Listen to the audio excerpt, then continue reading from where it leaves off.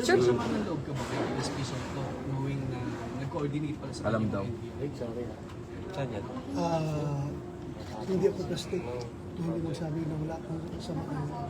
Because yung ginawa niya pagtataksil, hindi lang yung pagtataksil sa kanyang kulig.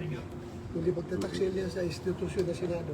Siya pa naman ang pumirma ng resolution namin na dapat dadaan sa legal processes na nirequire ng Supreme Court na dadaan sa lower courts yung arrest warrant. Alam naman niya, pinakitaan siya ng warrant of arrest na galing ICC. Dapat tinanong niya saan dito ang corresponding local warrant of arrest. At saka wala siya sinabihan. Talagang may design talaga na talagang gusto niya mahuli ako sa baba para hindi ako makaakyat dito, para hindi siya ma-unseat. You feel betrayed, sir? Ha? You feel betrayed by SP Soto? Hindi ako magkipagplastikan. I feel betrayed. Nirespeto ko siya. Kahit na magkaibang kampo kami, pero ang respeto ko sa kanya, andyan pa rin. Andyan pa rin.